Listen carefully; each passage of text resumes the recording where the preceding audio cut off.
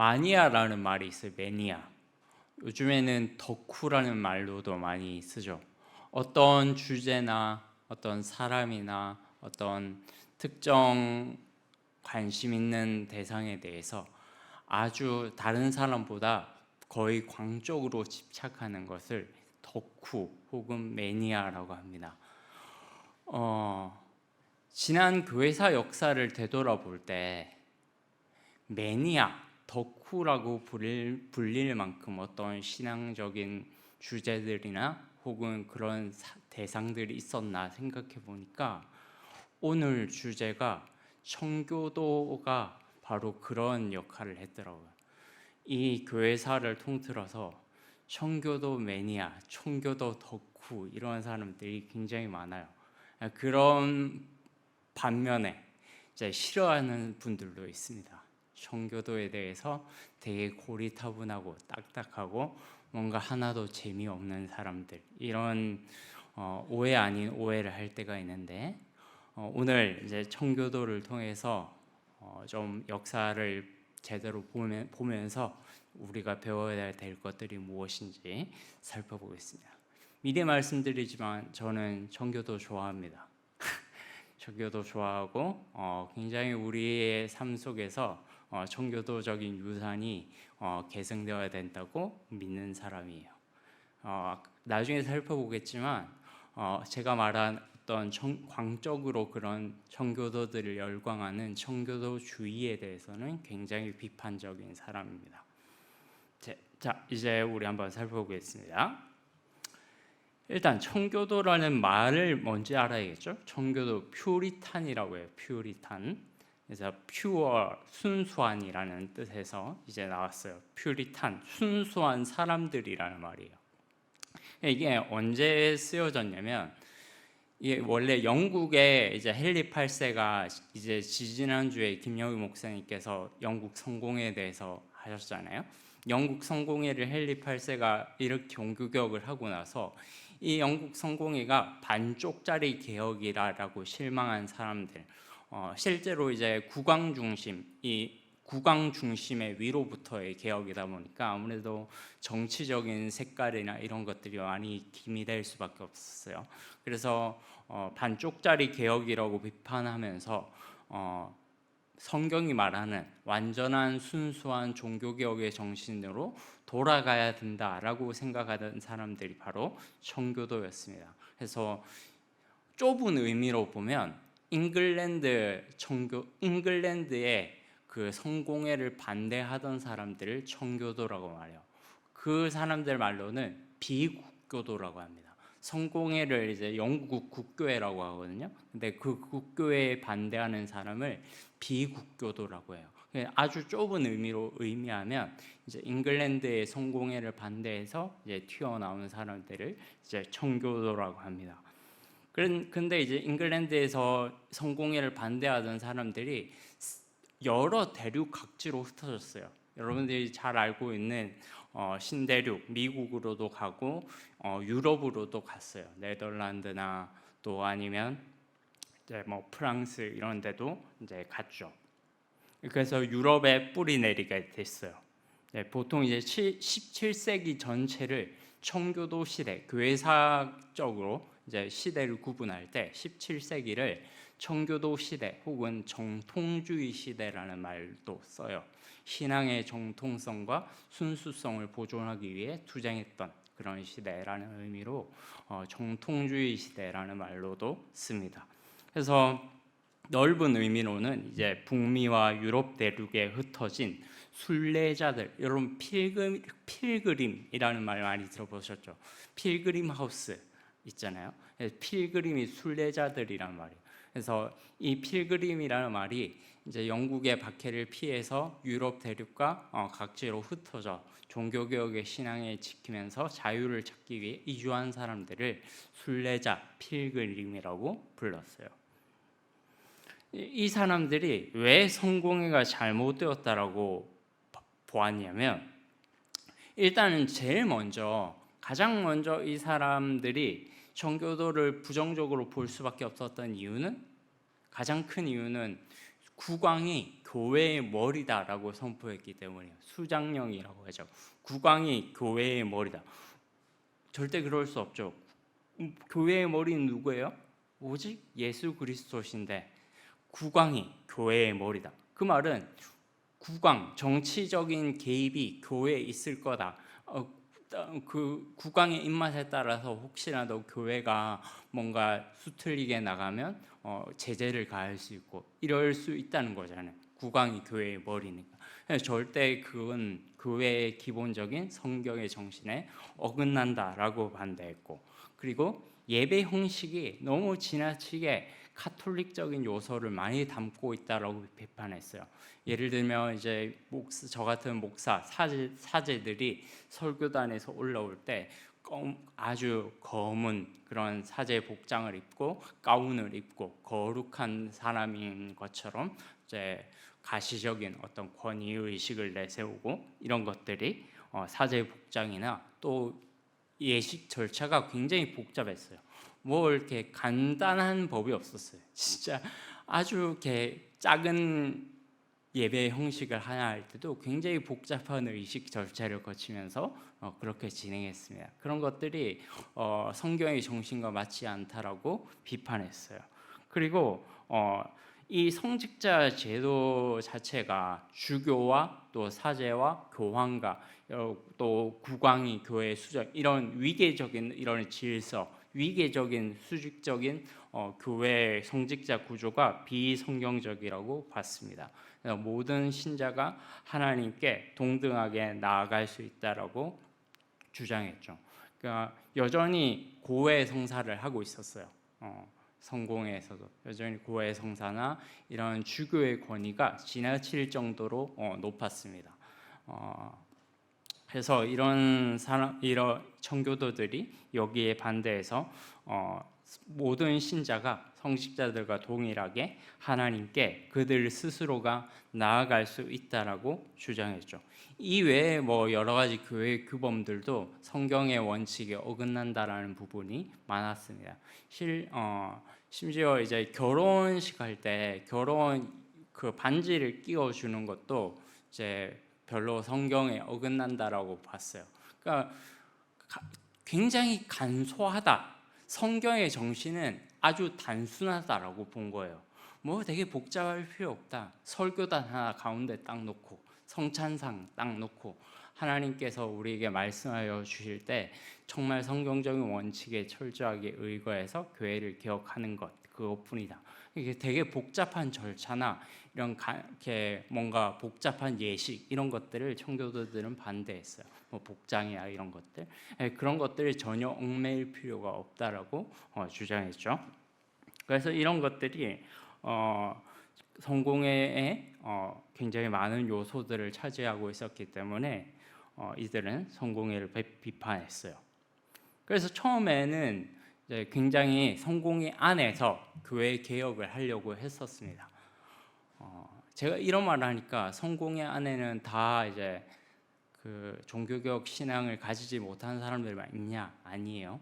성공회 안에도 굉장히 좋은 신앙, 아주 종교개혁 전통을 가지면서 신실한 믿음을 지켜나가는 믿음의 선배들이 있습니다. 대표적으로 제이시 라일이라는 분이 있어요.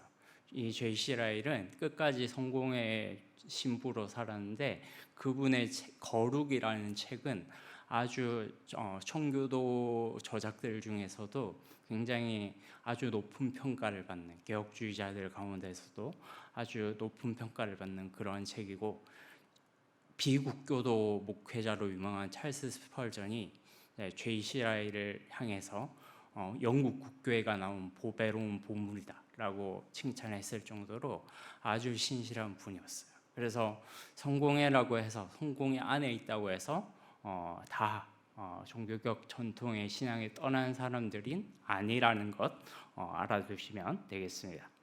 어쨌든 이제 어쨌든 이제 신앙에 그런 핍박이 들어오니까 1603년에 엘리자베스 여왕이 자식이 없이 죽습니다. 자식이 없이 죽어서 스코틀랜드 국왕인 제임스 6세가 잉글랜드의 제임스 1세로 즉위를 했어요. 좀 헷갈리죠. 스코틀랜드의 제임스 6세인데 잉글랜드의 제임스 1세예요. 이게 스코틀랜드, 잉글랜드, 아일랜드 이게 한 영연방이기 때문에 이제 잉글랜드 국왕이 이 전체를 다 다스리는 거죠. 그래서 스코틀랜드 국왕인 동시에 잉글랜드 국왕인 거예요. 스코틀랜드에서는 제임스 6세로 불리고 잉글랜드에서는 제임스 1세로 불리는 거예요. 이제 제임스 1세가 근데 이 사람이 이제 제임스 1세가 국왕이 딱 됐을 때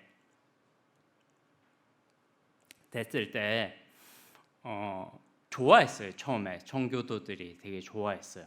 왜냐하면 이 제임스 1세가 스코틀랜드에서 굉장히 존 낙스 전통의 그 장로교 전통에서 교육을 받았거든요. 이 제임스 1세의 스승이 제임스 뷰캐넌이라고 굉장히 유명한 개신교 그 청교도주의자인데 굉장히 엄격하게 신앙 교육을 했나 봐요. 그래서 일설에 의하면 회초리로 때렸다고요. 왕을 죽으려고. 네, 왕을 회초리로 때리면서 교육을 했다고 합니다. 그래서 이 제임스 1세가 청교도에 대해서 너무 엄격하게 교육을 받다 보니까 청교도에 대해서 반발이 들기 시작했어요. 반감이 생기기 시작했어요.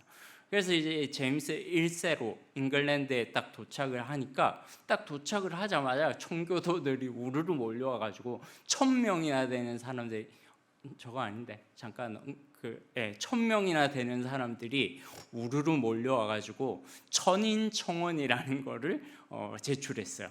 1000명의 그 청교도 신학자들과 목회자들이 서명을 한 거예요. 서명을 해서 이제 가톨릭의 잘못된 관습을 끊어내고 진정한 종교개혁의 전통을 회복하십시오라고 1000명이 서명을 해서 거기에 딱 제출했어요. 왕에게.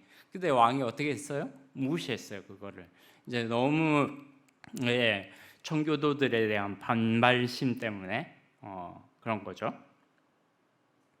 그래서 이 제임스 1세에게 실망한 청교도들이 이주를 결정했어요. 신앙의 자유를 찾아서 이주를 결정했고 1607년에 처음 이제 이주민들이 발생을 합니다. 이 사람들이 어디로 가냐면 당시 이제 식민지 전쟁이 세계적으로 유명했잖아요. 특별히 콜럼버스가 이제 신대륙 발견하고 나서부터 뭐 스페인, 이탈리아, 영국, 프랑스 다 뛰어들었어요. 식민지 개척에.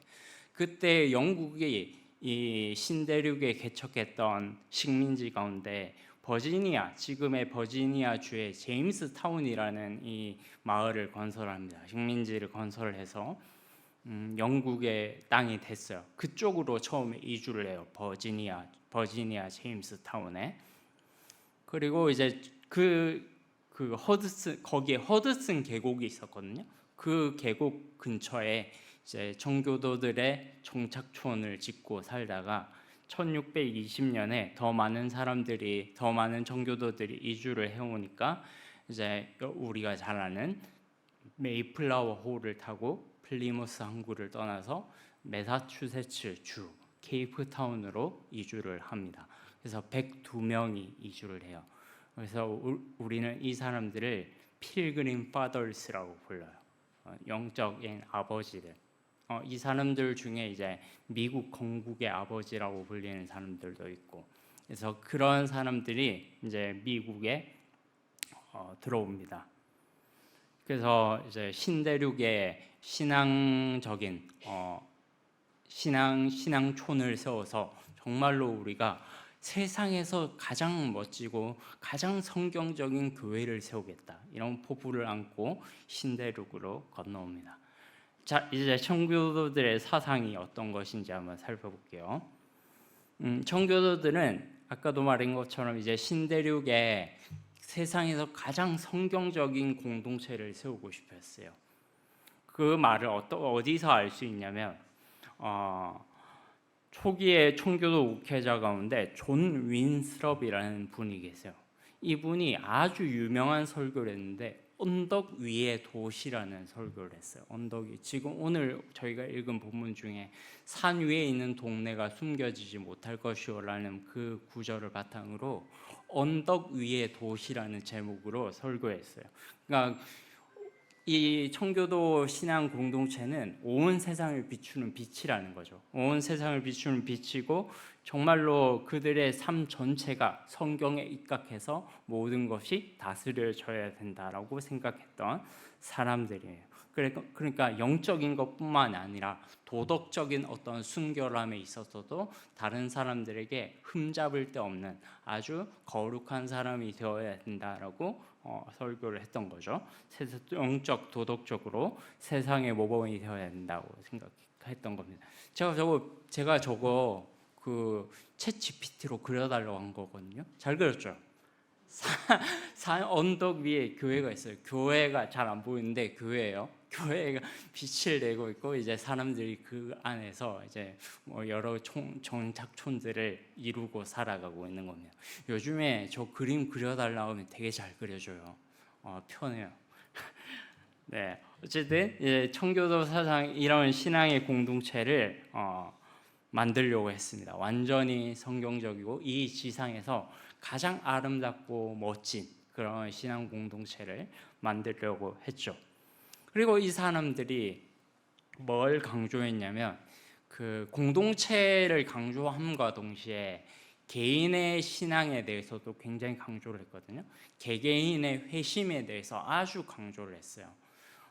회심이라는 말이 뭐예요? 회개와 돌이킴의 합성어예요. 회개할 때 회개하고 마음 심자 회개하며 돌이키는 것. 완전히 하나님께로 삶의 방향을 턴하는 거죠. 그러니까 이 사람들이 이해했던 청교도들이 이해했던 회심은 뭐냐면 성경적 회심은 단순히 종교적 외형의 변화가 아니라 하나님과의 근본적인 관계의 회복이었어요. 내면이 변화되는 거예요. 성령으로 인해서 그 내면의 쓴뿌리들이 제거되고 성령께서 내주하심으로 말미암아 내면이 완전히 거듭난 영혼으로 변화되는 거죠. 그렇게 내면에 거듭난 영혼들이 되면 외면적인 변화가 반드시 동반된다라고 가르쳤어요. 그러니까 물론 이런 변화는 성령의 주권적인 은혜라고 가르쳤죠. 절대로 이런 변화가 인간의 의지로 일어난다고 보지 않았어요. 회개하는 것조차도 우리가 죄를 깨닫고 주님 앞에 나오는 것조차도 성령이 아니고서는 할 수 없다라고 가르쳤습니다. 이게 후기에 나오는 na중에 18세기에 나온 찰스 피니로 대표되는 제2차 영적 대각성 운동과 아주 차별되는 부분이에요. 인간의 의지가 아니라 오직 성령의 주권과 은혜로 우리의 마음이 변화될 수 있다라고 가르쳤죠. 그래서 이 청교도들은 정말 하나님의 주권과 은혜가 이 사람의 마음을 변화시키는데 가장 결정적인 영향을 미치기 때문에 이 사람들이 자연스럽게 강조했던 건 설교였어요. 그리고 그 설교도 철저하게 복음 설교였죠. 죄인을 구속하시는 하나님의 은혜, 하나님의 영광, 이런 복음에 대해서, 구속사적인 복음에 대해서 끊임없이 설교했어요. 이 복음 설교를 통해서 죄인의 마음을 성령께서 계속 녹화하시는 거예요. 계속 녹화하시면서 그 마음의 변화를 일으키시고 마음의 변화가 있는 죄인들이 회개하게 되는 거예요. 그런 역사가 이 설교를 통해서 하나님께서 사용하신다고 봤기 때문에 청교도들은 정말로 철저하게 성경을 연구했고 정말 어떤 사변적인 철학이나 이런 것들이 아니라 정말 하나님께서 어떻게 우리 가운데 행하셨고 예수 그리스도께서 어떻게 우리의 삶 가운데 들어오셔서 구속의 역사를 일으켜 주셨는지 끊임없이 이 복음의 핵심에 대해서 설교했습니다. 그래서 회심을 아주 중요하게 여겼어요. 그러니까 이분들은 우리가 회심, 회개 이런 것들에 대해서 절대로 단순하게 생각하지 않았어요. 이분들은 복음 설교를 통해서 죄의 자각이 일어나고 자신의 비참한 상태를 깨닫고 하나님께로 돌이키는 회개, 이 모든 과정을 주도하는 게 인간이 아니라 성령이라고 봤기 때문에 성령께서 그 일을 행하시면 반드시 경건의 열매가 생겨난다고 봤어요. 네, 그냥 내면에 내가 죄인인 걸 깨달았어요. 좋네요. 평안해요. 이게 아니라 반드시 경건의 열매가 외적으로 드러난다고 봤어요. 청교도들은 참된 회심이 반드시 삶의 경건한 열매로 나타난다고 봤습니다. 삶에서의 순결을 강조했고 그 삶에서의 순결은 반드시 하나님에 대한 사랑과 형제 사랑으로 나타난다고 가르쳤어요. 이 두 가지가 없으면 참된 회심으로 간주하지 않았습니다. 그래서 이 청교도들의 저작 가운데 구원의 확신을 다룬 책들이 굉장히 많아요. 이 구원의 확신을 절대로 단순하게 생각하지 않았어요. 아주 신중하게 접근했어요. 왜냐하면 그만큼 인간의 감정이나 마음 상태는 죄인 그 자체이기 때문에 너무나도 왔다리 갔다리 하는 게 인간의 마음이기 때문에 한 번 회개했다, 한 번 내가 주님께로 돌이켰다 라고 했을 때 절대로 그 한 번 들은 말 가지고 안심하지 않았어요. 얼마든지 이상한 짓을 할 수 있고 얼마든지 지난주에 눈물 콧물 다 쏟으며 찬양했다가 이번 주에 이상한 짓 할 수 있는 사람들이 인간이기 때문에 절대로 안심하지 않았고 굉장히 구원의 그 확신과 하나님의 은혜에 대해서 가르쳤어요. 대표적으로 조나단 에드워즈의 신앙 감정론이라는 책이 있어요. 이게 교회사에서 참된 회심과 거짓된 회심을 구분하는 서적 중에는 최고봉입니다. 이 조나단 에드워즈라는 분 자체가 교회사에서 교회사 역사 전체를 통틀어서 굉장히 뛰어나신 분이 이름을 좀 기억해 두시면 좋을 것 같아요. 근데 이제 이 신앙 감정론을 오늘 집에 가서 읽어봐야지 하다가는 이제 2페이지 읽다가 덮을 겁니다. 너무 어려워가지고. 근데 이분이 이제 참된 회심과 거짓 회심, 참된 회심을 참된 회심이라고 간주할 수 있는 12가지 표지, 거짓된 회심이라고 생각할 수 있는 12가지 표지 이렇게 적어놨어요. 그 12가지 거짓된 회심이라고 생각될 수 있는, 그러니까 참된 회심일 수도 있고 거짓된 회심일 수도 있어요. 그러니까 그런 행위로는 이 사람이 진짜 회개했는지 안 회개했는지 알 수 없는 것들이 있어요. 그게 뭐냐면 찬송을 열심히 부른다, 기도할 때 눈물을 흘린다, 이런 것들. 지금 생각을 듣고 그게 회심한 사람 아니에요? 네, 아니래요.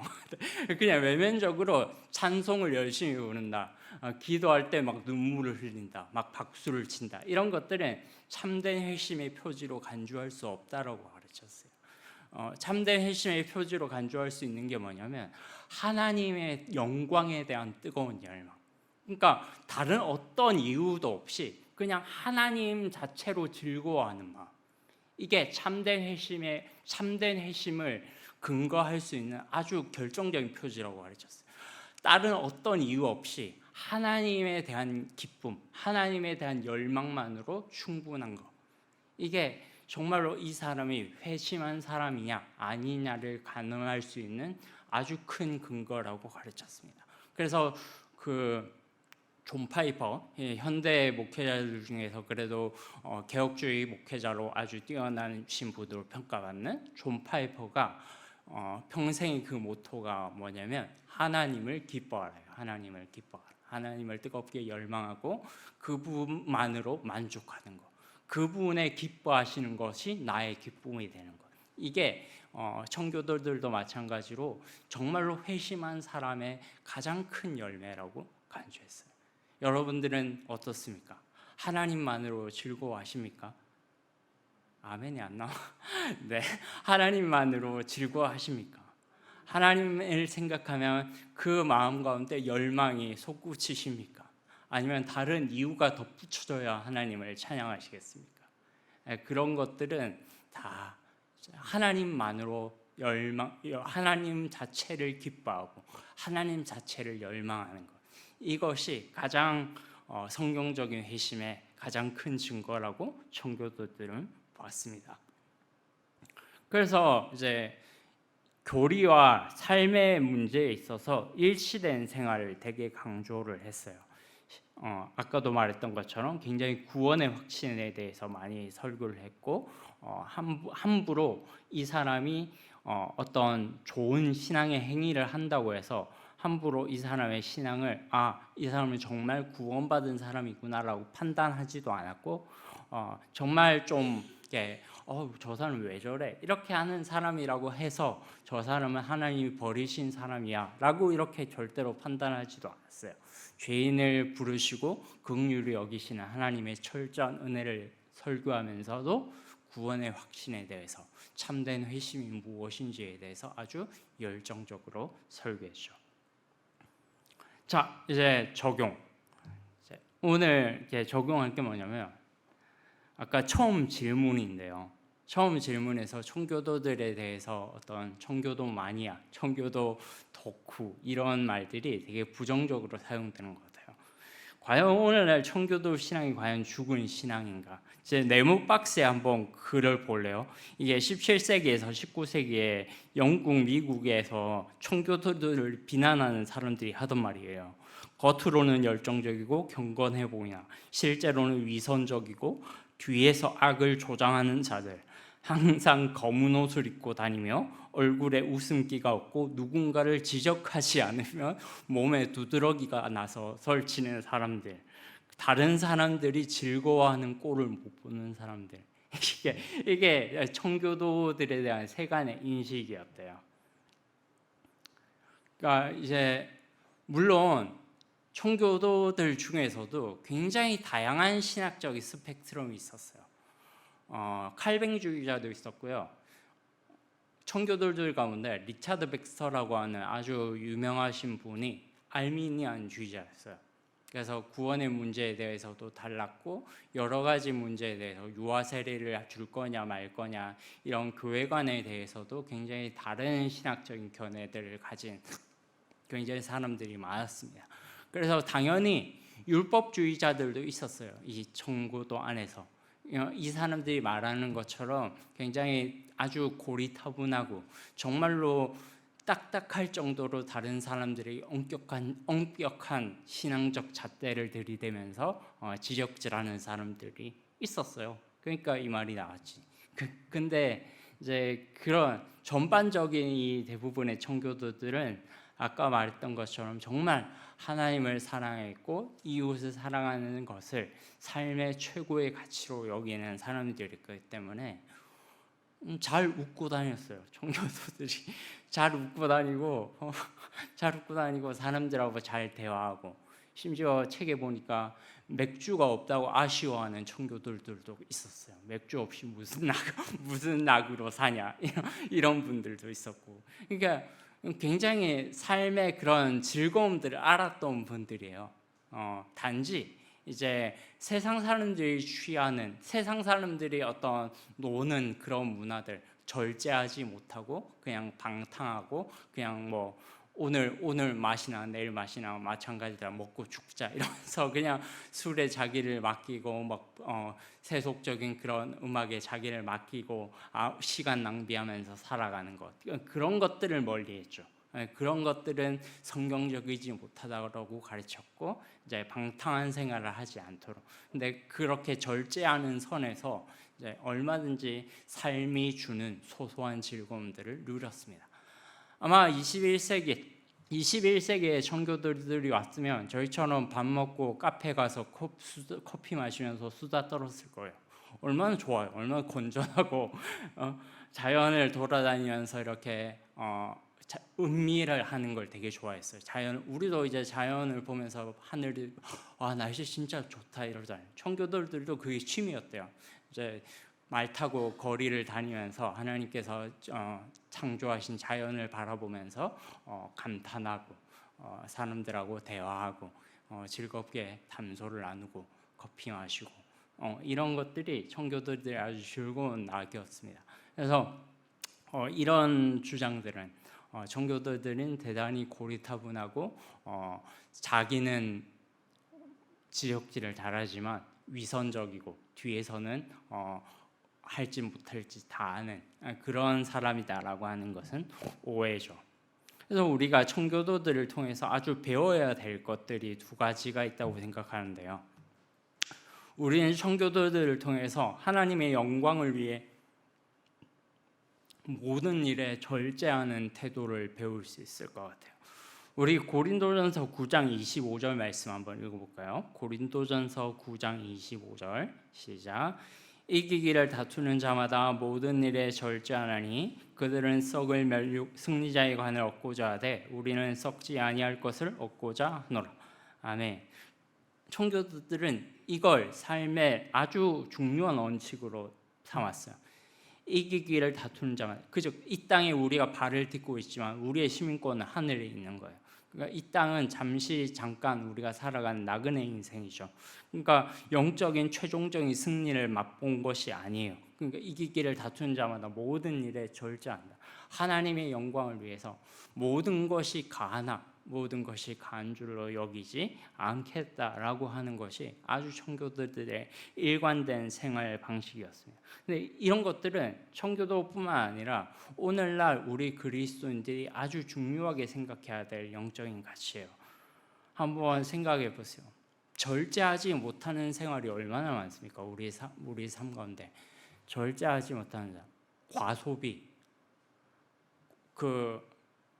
옷장에 옷이 잔뜩 있는데 해마다 가을이 되면 가을에 입을 옷이 없고 여름이 되면 여름에 입을 옷이 없고 겨울이 되면 겨울에 입을 옷이 없어요. 옷이 그리 많은데 그게 매년 해마다 새로운 옷을 사고 새로운 장식품들을 사고 이런 것들을 우리가 한번 좀 생각해 봐야 되지 않을까 생각합니다. 그리스도인들은 삶의 규모에 있어서 절제하는 생활을 하는 것이 성경적으로도 합당합니다. 너무나도 많은 사람들이 이거 사고 저거 사고 얼리 어댑터라고 하죠. 신제품 나오면 그냥 막 사는 사람들, 필요하지도 않는데. 저는 지금 이 폰이 갤럭시 몇인지도 모르겠다, 20이거든요 갤럭시 20인데 이게 3년 6개월 된 거예요. 잘 쓰고 있어요. 진짜 저는 한 30 넘어가면서 보니까 폰을 바꿔야겠다는 생각 자체가 안 들어요. 그냥 아무 관심이 없어요. 그냥 갤럭시 25가 나오든 26이 나오든 지금 제가 쓰고 있는 갤럭시 20 잘 돌아가면 그냥 바꿀 필요가 없는 거예요.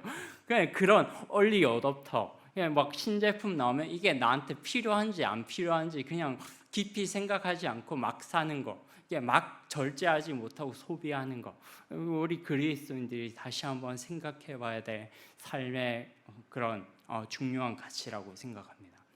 그리고 그 아이들한테 부모님들이 용돈 주잖아요. 용돈 주는데 그 용돈을 주는 이유가 물론 적게 느껴질 수 있어요. 아이들에게 적게 느껴질 수 있는데 그래도 그 적은 용돈 안에서 한 달을 살아갈 수 있도록 가르쳐야 돼요.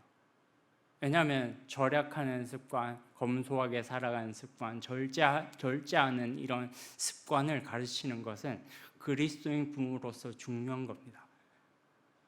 예를 들면 한 달에 30만 원 줘요. 아이들에게 한 달에 30만 원 주는데 일주일 만에 다 썼어요. 중고등학생이 한 달에 30만 원 받는데 일주일 만에 30만 원을 다 쓸 이유가 어디 있어요? 맨날 학교 있다가 학원 갔다가 떡볶이 심심하면 사 먹고 이게 단데, 심심하면 코인 노래방 가고 이게 단데 일주일 만에 30만 원을 다 쓴다는 건 말이 안 되죠.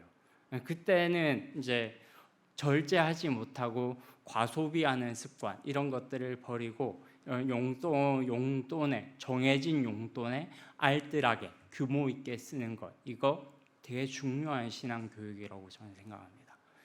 절제하지 못한 그 외에도 소비 습관 외에도 우리가 그리스도인으로서 되게 절제하지 못하고 되게 좀 쓸데없이 시간을 낭비하거나 이렇게 하고 있는 생활 습관이 있다면 회개하시고 버리시기 바랍니다. 정말 하나님의 영광을 위해서 우리의 시간과 우리의 에너지와 우리의 모든 삶을 주님께 드리기를 힘쓰는 우리가 되었으면 좋겠습니다. 그리고 두 번째로 삶의 변화가 동반되지 않는 지적인 만족을 추구하는 청교도주의. 이거를 조심해야 돼요.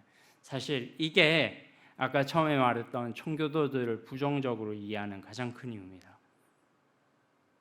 하나님을 더 사랑하게 만들고 이웃을 더 긍휼히 여기지 못하도록 하는 신학은 배울 필요가 없다고 생각합니다.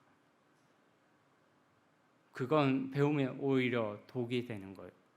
제가 두 번째 사역지였어요. 군포에 있었는데, 군포에서 두 번째 사역지였는데 한 집사님이 청교도 이 조작에 대해서 굉장히 심취하신 분이 있었어요.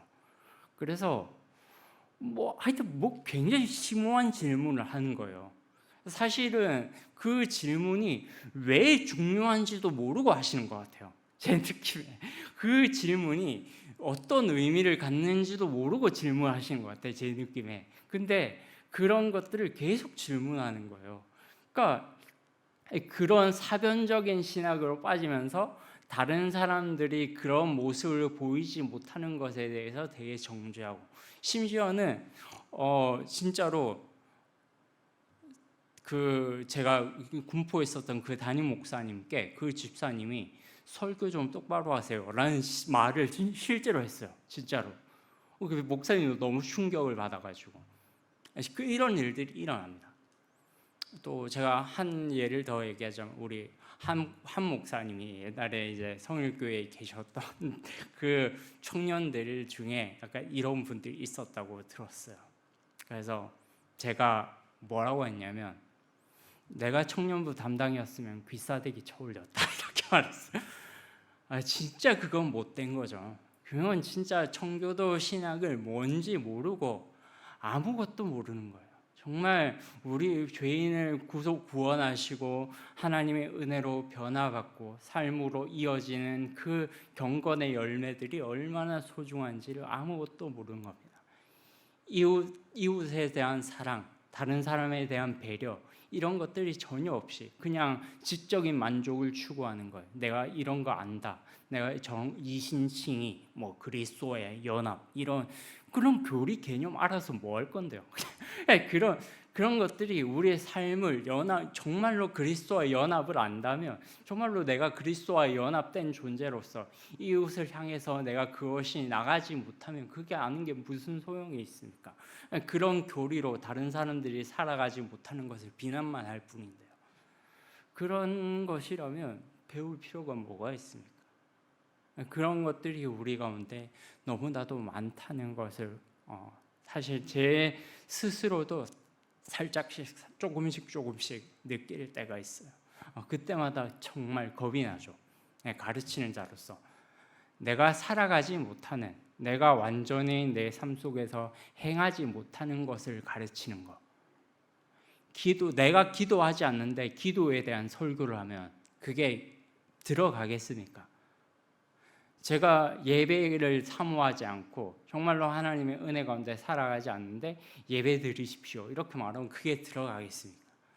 정말 내가 말한 대로 행동하지 않는 것들을 가르칠 때 그때 오는 비참함, 이런 것들에 대해서 곰곰이 생각해 보면서 정말 이 청교도 신앙의 아주 중요한 것, 특별히 저는 개인적으로 아까 회심에 대한 부분은 청교도들이 이해했던 회심이 제 개인적으로는 가장 성경적인 이해라고 생각합니다. 그래서 정말로 우리가 회심이라는 것을 했다면 정말 그 삶의 열매들이 나타나고 있는가, 이런 것들을 곰곰이 생각해 보면서 곰곰이 끊임없이 의심하는 거예요. 나 스스로에 대해서. 청교도들이 그랬던 것처럼 한 번 내가 큰 은혜를 받을 수 있어요. 한 번 내가 큰 은혜를 받았다고 해서 안심하지 않고 끊임없이 하나님 앞에서 자기를 쳐서 복종시키는 그런 삶의 모습들이 저와 여러분들의 삶 가운데 나타나는 복된 은혜가 있기를 주님의 이름으로 축원합니다.